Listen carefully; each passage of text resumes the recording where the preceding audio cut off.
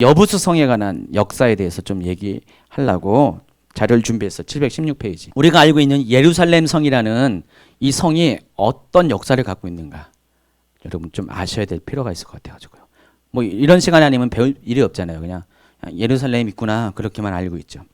자, 예루살렘은 어원적으로 이 도시라는 이름, 여기 뜻을 갖고 있는 예루, 또 평화를 갖고 있는 샬롬, 이 두 단어가 합쳐서 평화의 도시라는 이름으로 우리에게 알려진 도시입니다. 근데 예루살렘은 결코 평화의 도시가 아닙니다. 수천 년의 역사 동안에 계속 전투가 벌어지고요. 당시에 이스라엘을 둘러싼 모든 강대국이 다 한 번씩은 짓밟은 그런 아주 그냥 전쟁의 도시이기도 합니다. 그러니까 이름은 평화의 도시인데 전쟁의 도시죠. 자, 이 예루살렘이 BC 10세기경 이집트 어느 기록에 등장하는데, 예루살렘이 이제 이집트 속국 리스트가 있었어요. 이집트의 속국 리스트에 중에 우루살렘이라는 도시가 있는데, 이게 예루살렘인지 우루살렘이 예루살렘인지는 정확하진 않아요. 그렇지만은 비슷하잖아요. 비스무리하잖아요. 그래서 이제 학자들은 이 우루살렘이 예루살렘이 아닐까라는 생각을 하고 있습니다. 이때만 해도 어쨌든 간에 그 이집트가 요때가 언제입니까? 그 사사 시대잖아요. 힘은 약해져도 계속적으로 이 가나안 지역에, 특별히 예루살렘은 가나안 지역의 남부 지역 가까이에 다 해당하니까 이집트의 영향을 받을 확률도 있긴 있어요. 근데 제가 보기에는 아닐 수도 있어요. 자주간 그 이집트 기록 가운데 나와 있습니다. 자, 그런데 이제 그거는 이집트 기록이고, 성경의 기록 중에서 가장 오래된 게 창세기 14장 18절입니다. 그게 어디냐면은 살렘왕 멜기세덱, 여러분 기억하시죠? 아브라함이 롯을 구하기 위해서 북쪽 5개 연합국가 전투를 벌여서 롯을 데려갔을 때, 그리고 롯은 물론이거니와 소돔과 고모라의 그런 빼앗긴 사람들도 다 데리고 왔을 때, 그때 그 소돔성 가까운데 살렘이라는 도시가 있었는데, 그 살렘의 왕 이름이 멜기세덱이고요. 이 사람은 또 하나님의 제사장이라고 했습니다. 이 멜기세덱은 자주간 좀 미스테리한 인물인데, 이 멜기세덱이 떡과 포도를 가지고 나와서 아브람을 환영하는 장면이 나옵니다. 이때 살렘이라는 도시가 처음으로 등장을 합니다. 근데 이 살렘이라는 도시가 예루살렘이라는 그 도시와 거의 같다고 봐요. 그렇다면은 이 예루살렘은 언제 존재했습니까? 적어도 BC 2067년경. 그럼 꽤 오래된 도시라는 것을 알 수 있죠. 이미 이때도 예루살렘이 살렘이라는 이름으로 존재했다는 것입니다.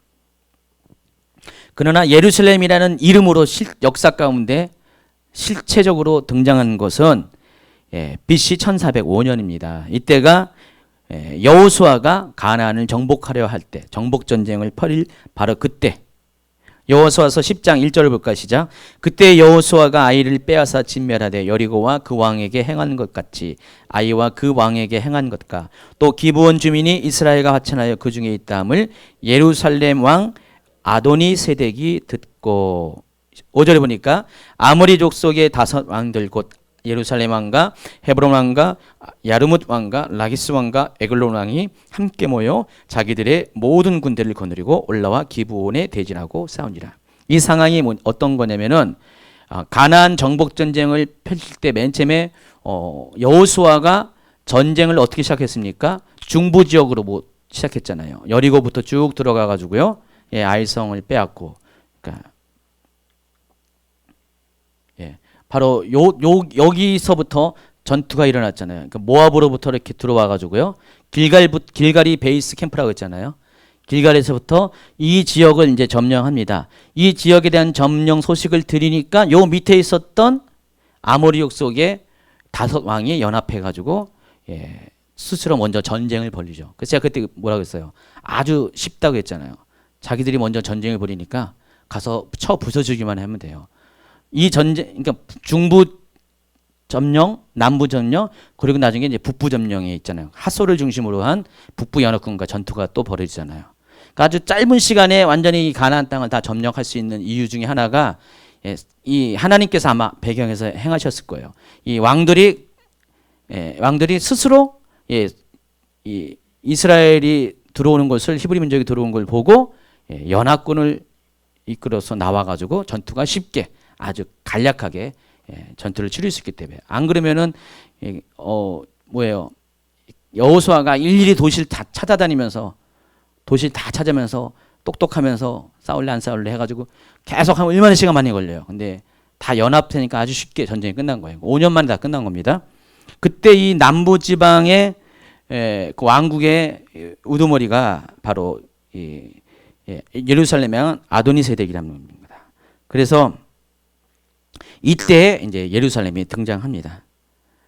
그런데 이제 여호수아 15장에는요, 이 예루살렘을 주민을 뭐라고 표현하냐면 여부수 족속이라고 표현합니다. 15장 63절 한번 읽어볼까요? 시작.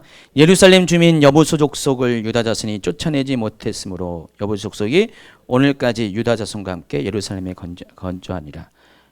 이 이야기는 오늘까지라는 것은 다윗 시대까지 말하는 것이죠. 다윗 시대까지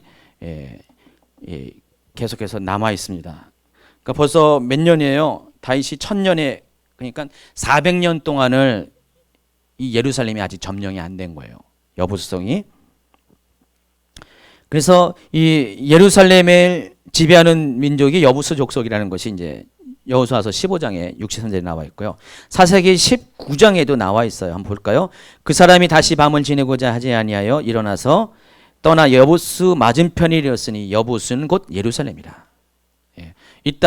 이 사사기를 지은 저자의 관점에서 여부수는 예루살렘이다라고 하면은 그러니까 이때만 해도 예루살렘이라는, 그러니까 이 사람이 지금 역사가 가지고 글을 짓고 있잖아요. 그러니까 자기는 이미 여기 자기가 사는 시대는 예루살렘이라고 알고 있는데, 근데 과거를 추억해 가지고 그때 역사를 쓰다 보니까 그때는 여부수라고 불렀다. 그렇게 여러분 이해하시면 됩니다.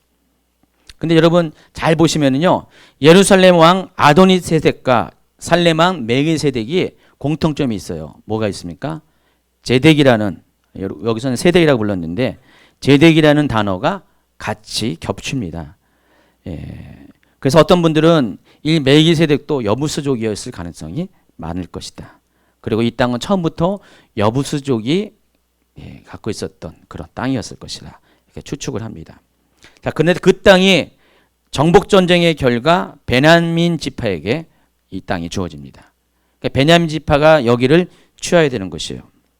그런데 이제 이 베냐민 지파가 이것을 취하지 못하고 그대로 남아 있어가지고 다윗 때까지 여부수가 점령되지 않은 상태로 있습니다.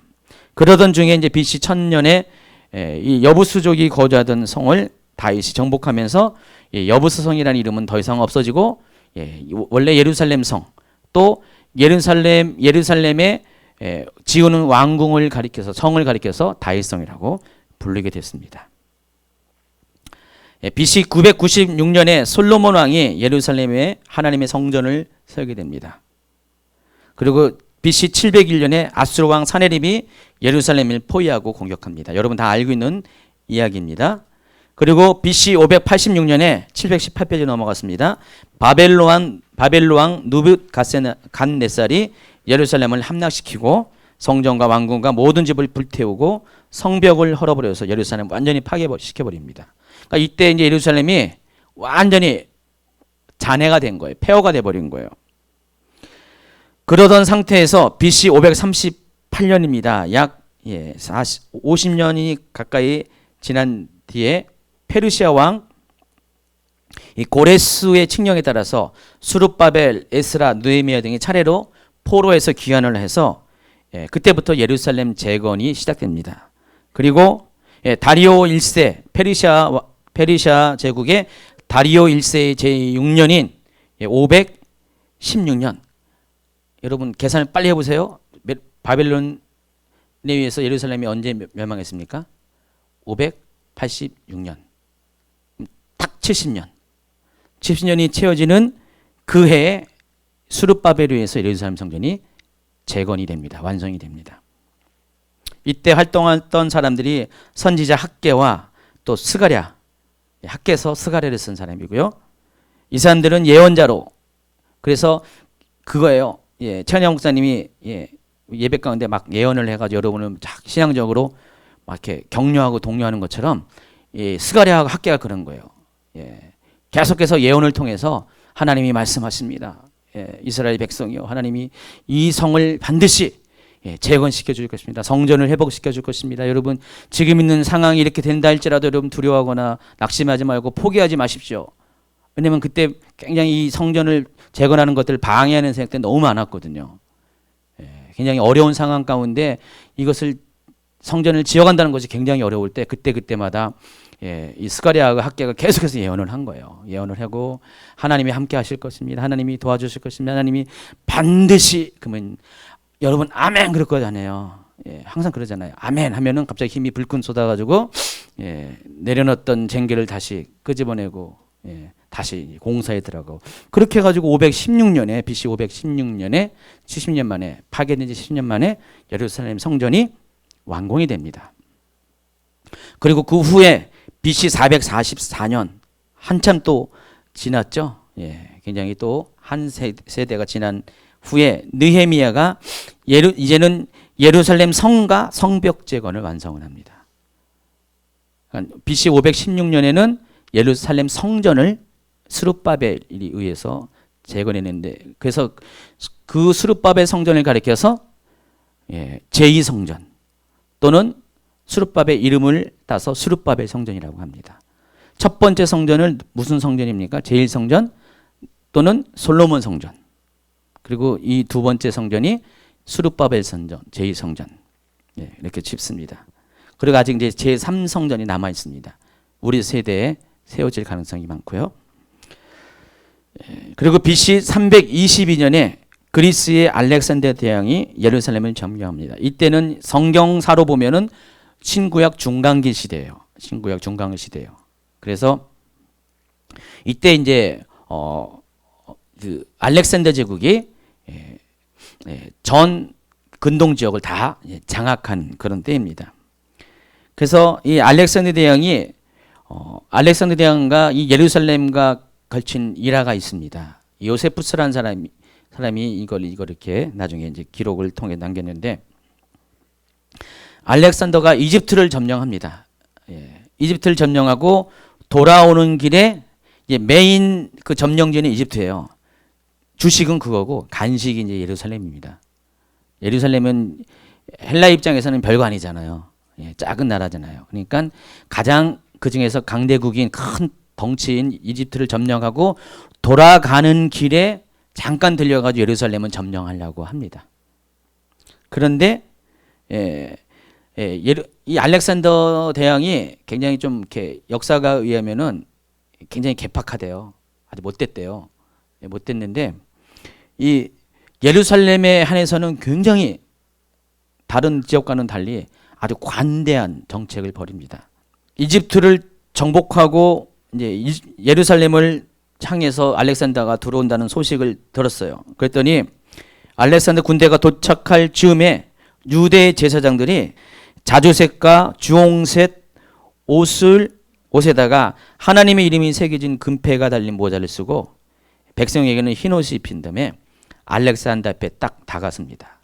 그러니까 알렉산더가 올 때 전쟁을 벌이는 게 아니라 대제사장부터 모든 백성은 흰 옷을 입고 대제사장은 자줏빛 옷을 입고 와서, 그래서 알렉산더를 웰컴 환영합니다 하고 지금 마중을 나오고 있는 장면입니다. 그러니까 알렉산더가 대제사장을 만나니까 하나님을 막 찬양하고 대제사장에게 만부를 묻습니다. 이게 무슨 시츄에이션입니까?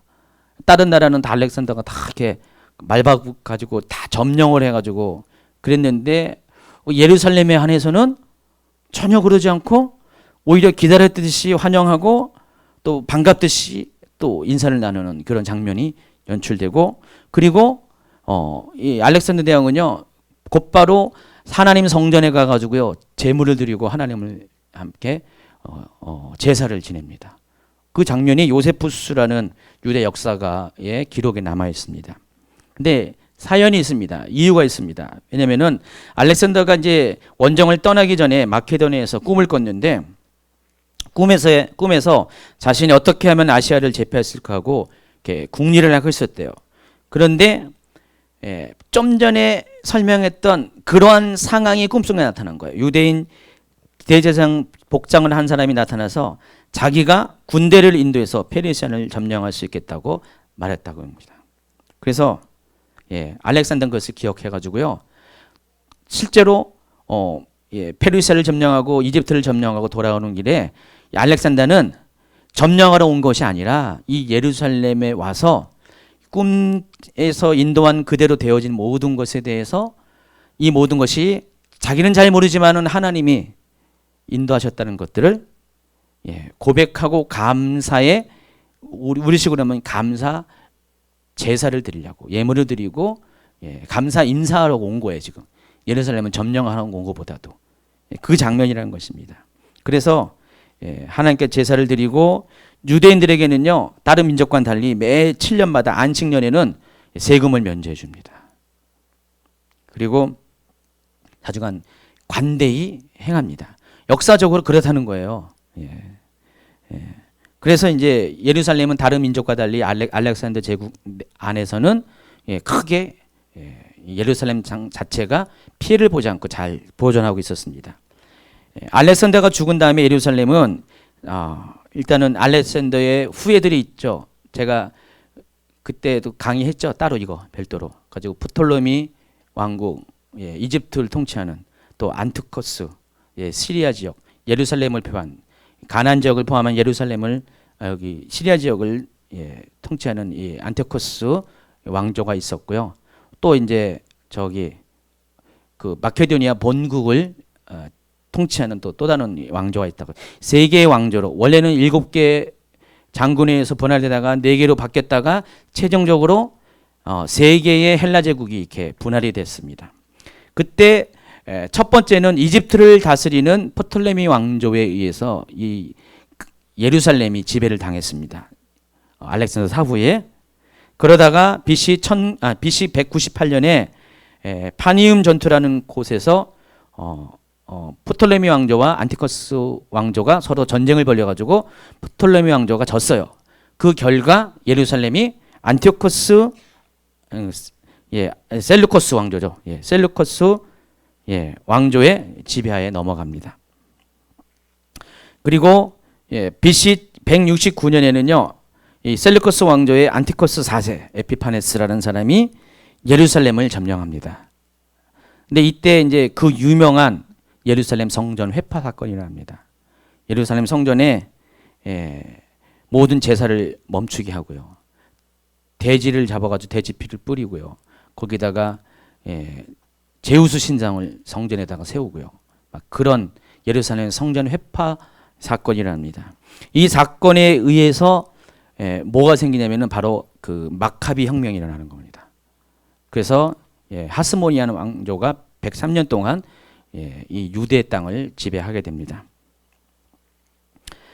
그래서 BC 167년에 이 셀루코스 왕조를 이 마카비 형제가 혁명을 통해서 축출하고 그때 그 하스모니아 왕조가 100년이 넘는 시간 동안에 예루살렘을 다시 통치합니다. 이게 여러분 성경에는 안 나와 있어요. 성경에 안 나와 있고요. 그러다가 BC 63년에 로마 장군 폼페이라는 사람이 예루살렘을 점령합니다. 이 폼페이가 또 로마 그 역사 가운데는 유명한 사람입니다. 그래서 이 폼페이가 예루살렘을 그러니까 지금까지는 어떻게 됩니까? 예루살렘이 맨 처음에 그 역사를 쭉 내려오다가 이제 예루살렘이 유대 다윗이 통일 왕국을 이루면서 이스라엘의 수도가 됐었죠. 그러다가 바벨론이 침공하면서 황폐화됐다가 또 BC 400 몇 년이요? 16년에 아니 516년에 예루살렘이 다시 재건됐다가 그랬다가 또 알렉산더가 그리스 왕국이 헬라 왕국이 들어오면서 예루살렘은 그 비호 아래 이렇게 잘 지내고 있다가 그러다가 BC 198년에 또 그 프톨레미 왕조아에 들어갔다가 얼마 있다가 또 어디 저기죠? 셀루커스 왕조로 넘어갔다가 169년에는 셀루커스 안티커스 4세 에피파네스에 의해서 완전히 예루살렘이 완전히 회파됐다가 또 이것을 보고 분노를 일으키는 마카비 유대 사람입니다. 유대 사람. 이 마카비 형제에 의해서 혁명이 일어나 가지고 그 이방인을 쫓아내고 그들에 의해서 100년 넘게 하스모니안 왕조가 유대 왕조가 거기를 통치하고 있어요. 요거는 이 성경에는 안 나와 있지만은 성경 중에 외경이라는 마카비서에 나와 있어요.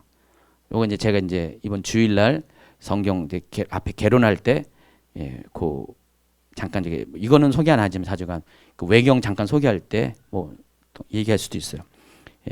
그래서 그런 시대가 있었고 그런 다음에 100년 넘게 그런 하스모니아 왕조가 예루살렘을 통치하다가 BC 63년에 이제 로마가 예루살렘을 점령합니다. 그리고 BC 40년에는 로마 제국의 비호 아래 이드메 사람 안티파타의 아들 헤롯 대왕, 여러분 알고 있는 바로 그 성경에 나와 있는 예수님 탄생할 때 예수님을 죽이고자 했던 그 헤롯 대왕에 의해서 BC 40년부터 헤롯 왕국이 예루살렘을 지배합니다. 그리고 이때 이제 헤롯 대왕은 유대인의 한심을 사기 위해서 제2성전인 수르바벨 성전을 확장 증축하는 공사를 합니다. 그리고 AD 70년에 로마 장군 디도에 의해서 예루살렘이 함락되고 성전이 파괴됩니다. 그리고 그런 후에도 예루살렘은 AD 96년까지 계속해서 헤롯의 아들 또 손자 이렇게 후예에 의해서 계속해서 이 예루살렘은 헤롯 가문의 통치를 받습니다. AD 96년까지. 그러다가 AD 135년에 두 번째의 그런 그 유대 독립 전쟁이랍니다. 첫 번째 독립 전쟁은 AD 66년경에 일어납니다. 그래서 그때 이제 그 독립 전쟁의 결과 그 로마가 쳐들어와서 예루살렘을 포위해 가지고 AD 70년에 로마에 의해서 예루살렘이 완전히 이렇게 그 점령을 당하는 게 제1차 유대 독립 전쟁 때문에 그런 거고요. 그 후에 AD 135년에 이번에는 시몬 바르 코흐바라는 사람이 제2차 유대 독립 운동을 일으켜서 이때 당시에 황제 이름이 하드리안이었는데 이 사람이 하도 화가 나가지고요. 어떻게 했냐면은 한 번도 아니고 두 번 감히 로마에 대항할 수 있냐. 이집트도 아닌데 시리아도 아닌데 아주 저기 저 코딱지만한 코딱지보다 더 조그만 나라가 어떻게 두 번에 걸쳐서 그런 반란을 일으키냐 해서 완전히 지도상에서 예루살렘을 없애버린다고 합니다. 그래서 예루살렘의 성에 사는 모든 유대인을 쫓아냅니다. 다 추방시켜요. 그러니까 유대인은 예루살렘 성에 못 들어오게 막아버립니다. 1년에 한 번만 예루살렘 성의 출입을 허락했고, 그래서 유대인들은 1년에 한 번 들어와가지고 어디 있냐면은 그때 AD 70년에 무너졌던 예루살렘 성 중에서 서쪽 성벽만 남아 있잖아요. 그 성벽에 가가지고요 눈물을 흘리면서 기도를 합니다. 그래서 그때부터 통곡의 역사가 시작되는 겁니다. 처음 알았어요? 그래서 그 간습이 오늘날까지 지금 벌써 2000년 가까이 1900년 가까이 남아 있습니다. 그리고 그 예루살렘 성을 이름을 바꿉니다. 로마식으로 뭐라고 했습니까? 알리아 카피톨리나. 그때 당시만 해도 이 예루살렘 성이 이름이 없어졌어요. 알리아 카피톨리나라는 이름으로 바꿔졌어요. 그러니까 하드리안 황제가 보복으로 이렇게 했다는 것입니다. 그래서 이때 당시만 해도 로마 지도에 예루살렘이라는 게 없어졌어요. 행정 그 명칭이 없어지고 알리아 카피톨리나라는 이름으로 불리게 됐습니다. 로마는 영원할 것 같지만 영원하지 않았습니다. 로마는 어쨌든 간에 그 AD 324년부터 640년에 이제 로마가 갈라지면서 이쪽 지역을 동로마 제국이 치리하죠. 그 전에는 하나의 로마 제국이었는데 나눠졌습니다. 동서로 분열되면서 이 동쪽의 동로마 제국을 가리켜서 비잔틴 제국이라고 합니다. 그러니까 비잔틴 제국이 당연히 바로 여기 수도가 터키 이스탄불이었기 때문에 거기서부터 이 아시아 지역을 통치를 했습니다. 그래서 여기는 이제 비잔틴 제국하에 예루살렘도 하나의 속지로 이렇게 속해 있습니다. 이때 콘스탄스 대제위에서 예루살렘이 아주 성지화되기 시작합니다. 그러니까 이때까지만 해도 예루살렘은 로마 입장에서는 별 볼 일 없는 땅이었는데, 문제의 땅이었는데, 콘스탄티누스 칙령에 의해서 기독교가 공인되니까 예루살렘이 갑자기 성지로 부상을 하는 거예요.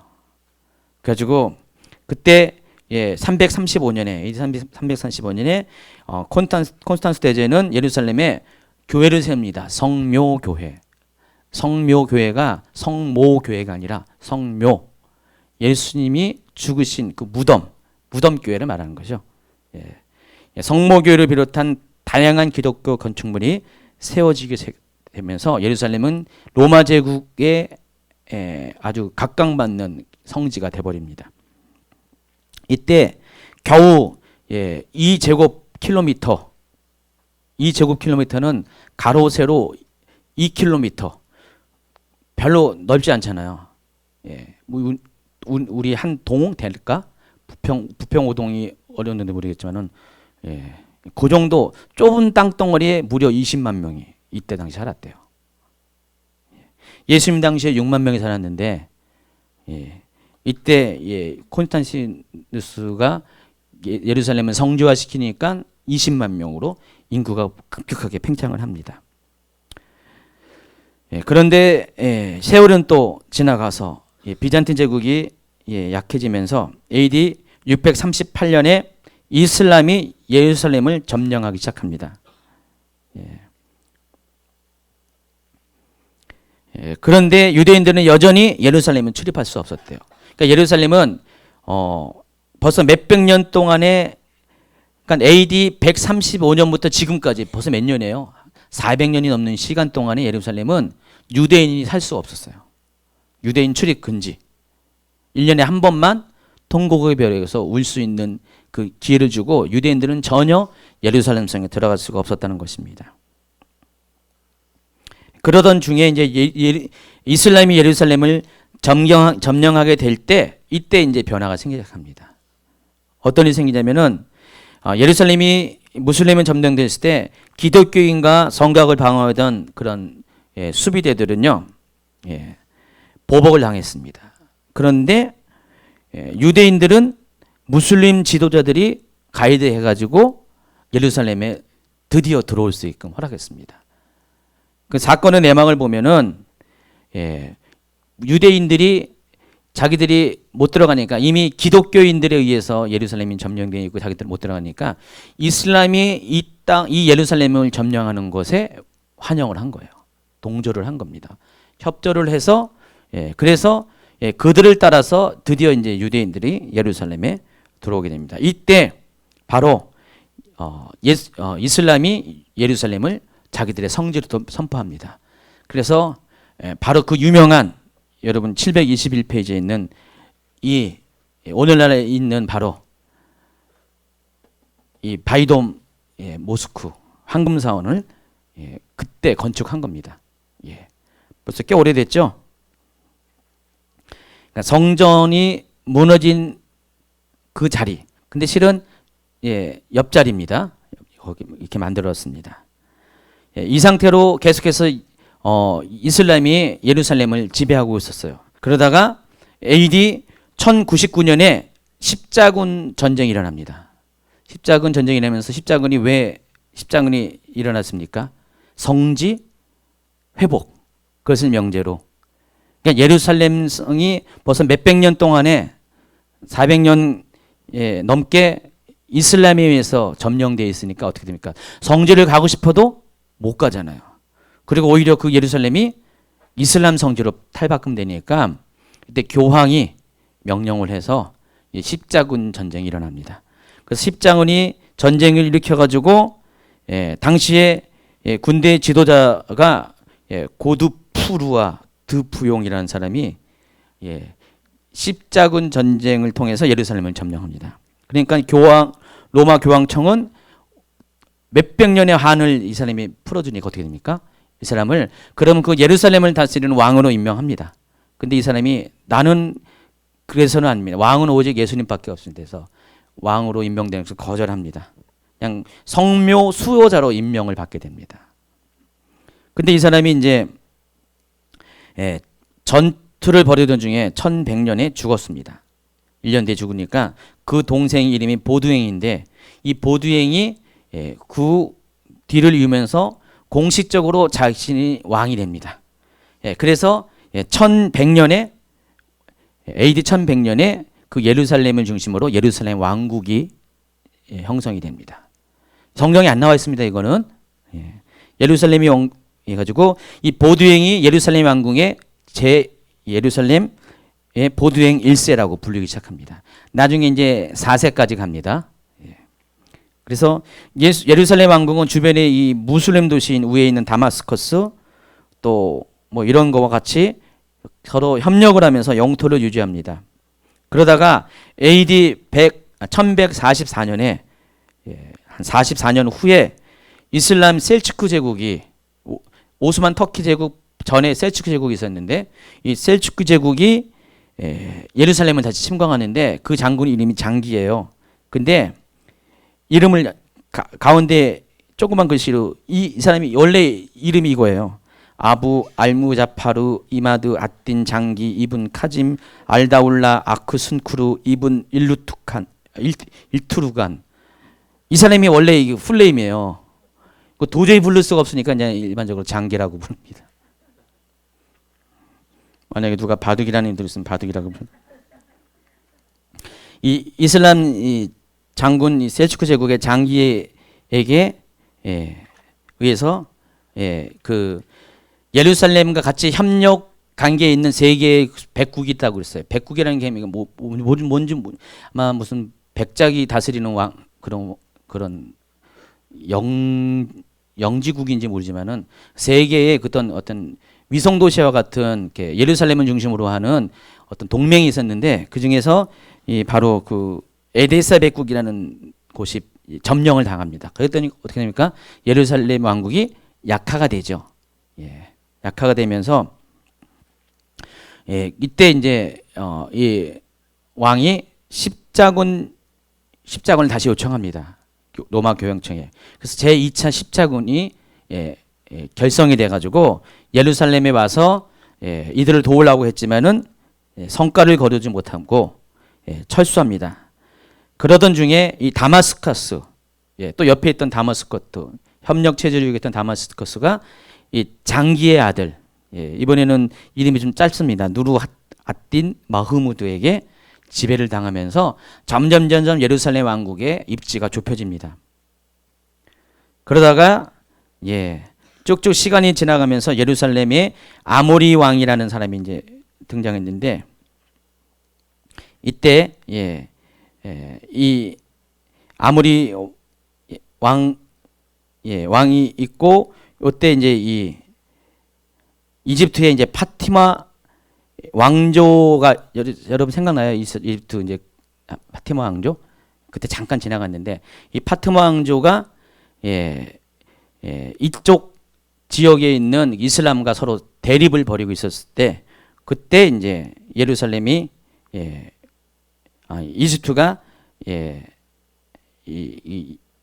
이슬람에 들어가면서 이슬람 요 왕조에 들어가면서 이때 이제 이 왕조 위에서 예루살렘이 포위가 된 거예요. 지금 계속해서 포위가 돼가지고 더 이상 협력체가 없다 보니까 더 이상 약화된 상태에서 아모리 왕이 죽은 다음에 뒤를 계승한 왕이 보드행 4세입니다. 아까 1세가 있었고요.